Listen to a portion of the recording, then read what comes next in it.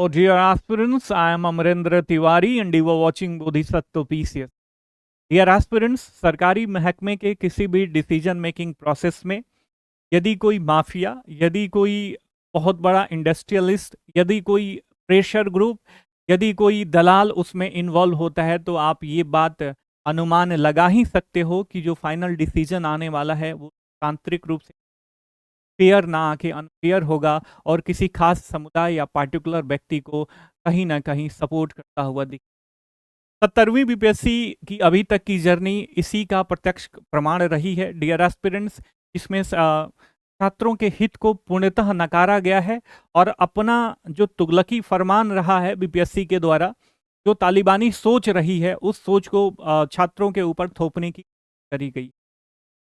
BPSC के decision making process में जो यदि इंटेलेक्चुअल्स की संस्था मानी जाती है, यदि राज्य लेवल पे देखें तो सबसे बड़ी इंटेलेक्चुअल्स की संस्था मानी जाती है, क्योंकि यही लोग प्रशासनिक अधिकारियों की नियुक्ति करते हैं जो बिहार के भविष्य की या किसी भी राज्य के भविष्य की नीति नियंता या नीति का कार्यान्वयन करते हैं। डियर एस्पिरेंट्स, आपने देखा होगा इस परिपाटी की शुरुआत दलालों का इन्वॉल्वमेंट और कोचिंग माफियाओं का इन्वॉल्वमेंट, बेवकूफ़ों का इन्वॉल्वमेंट जो है अतुल प्रसाद जी के विदाई समारोह से शुरू होता है। हालांकि अतुल प्रसाद जी का काफ़ी ज़्यादा योगदान रहा है बीपीएससी को थोड़ा बहुत सुधारने में और बीपीएससी को लोकतांत्रिक करने में, क्योंकि जो भी मतलब मान लीजिए जो बच्चों का कंसर्न है वो बच्चों से पूछी जाती थी, बच्चों की राय ली जाती थी, तब जाके डिसीजन लिया जाता था।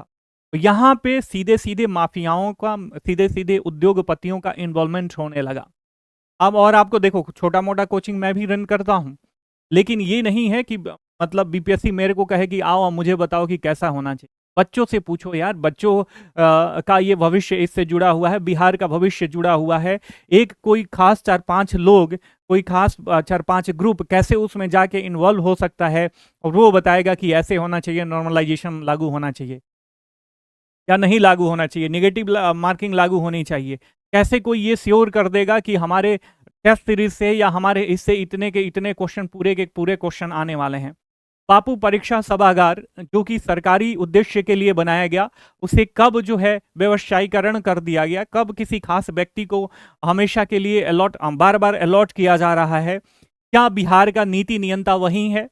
क्या बिहार के नीति नियंता वही लोग हैं? क्या बिहार की जो जनता है या बिहार के जो भविष्य हैं, जो बच्चे हैं, नौनिहाल हैं, उनका कोई योगदान नहीं है? डियर एस्पिरेंट्स, ये सब लापरवाही, ये सब मानसिक दिवालियापन और ये किसी मतलब खास पार्टिकुलर व्यक्ति के प्रति ओरिएंटेशन भ्रष्टाचार का द्योतक है, मानसिक भ्रष्टाचार और जो भी अन्य भ्रष्टाचार के तौर तरीके हैं इसका द्योतक।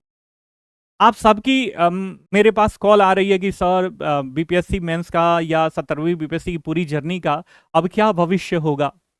तो डियर एस्पिरेंट्स, इसके भविष्य को हमें ज़्यादा मतलब सोचने की आवश्यकता नहीं है। मुझे पता है कि those who have been selected for shortlisted for the 70th BPSC mains examination have gone through many ups and downs। बहुत सारे मानसिक प्रताड़ना के शिकार भी हुए हैं, क्योंकि उनको पता ही नहीं था कि एग्जाम होगा नहीं होगा। उठा पटक के बीच अपने आप को सस्टेन रखे और कोई प्रिपरेशन सिविल सर्विसेज एस्पिरेंट होता है, उसकी जर्नी बड़े उठा पटक से गुजरती है, कितने अप्स डाउन से गुजरती है, कितने लहरों के झरोखे खाते हुए अभी तक पहुंची है।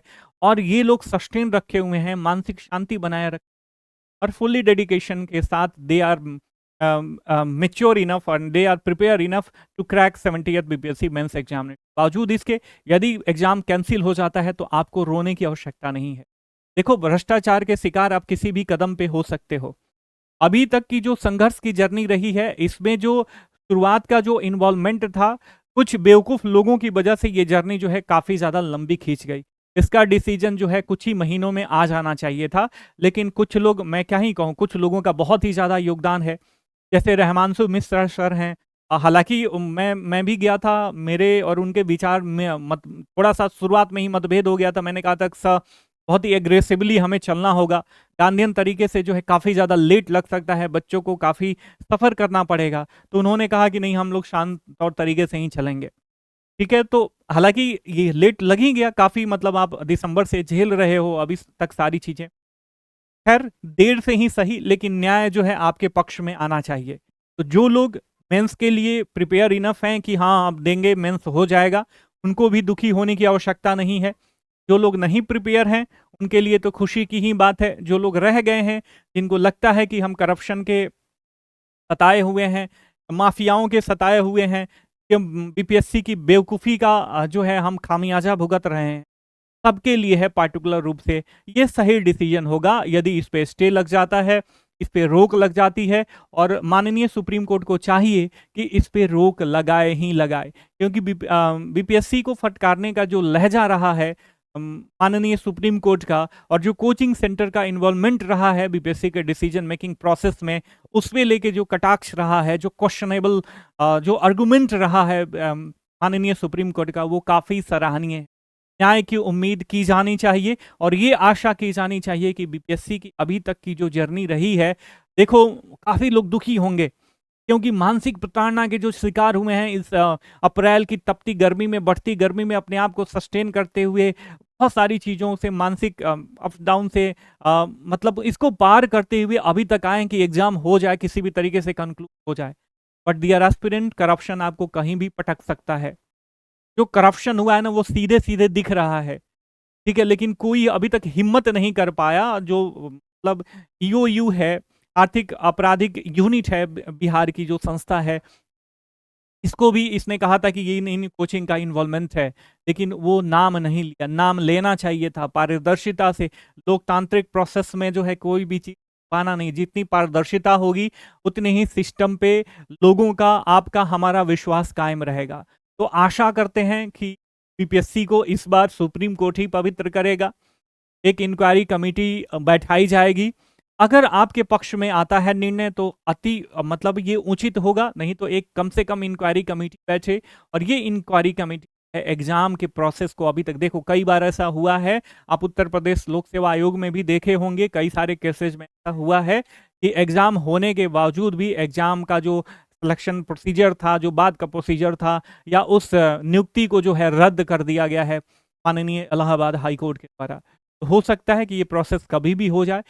ये ध्यान में रखिए कि आप जो लोग मेंस दे रहे हैं वो धीरे धीरे पढ़ते रहें, 22 को सारी स्थिति क्लियर हो ही जाएगी। जो नहीं दे रहे हैं वो न्याय की आशा रखें और प्रार्थना करें कि जो बीपीएससी, जिसमें एक हल चलाने वाले का लड़का से लेकर एक बड़े प्रशासनिक अधिकारी का बच्चा भी बैठता है, वो न्यायपूर्ण हो, लोकतांत्रिक हो, और कंपटीशन को, प्रतियोगिता को सापेक्ष रूप से ले, निरपेक्ष रूप से न ले, ठीक है, और ये अच्छे तरीके से हो ताकि सबका विश्वास कायम हो सके और अच्छे अधिकारी नियुक्त होके आए, भ्रष्टाचारी न हो और बिहार के विकास में अपना योगदान दे। आपकी सफलता की शुभेच्छा के साथ, न्यायपालिका का न्याय निर्णय आपके पक्ष में आए, इस शुभेच्छा के साथ मिलते हैं अगले वीडियो में। तब तक के लिए साइनिंग ऑफ, टेक केयर, जय हिंद, जय भारत।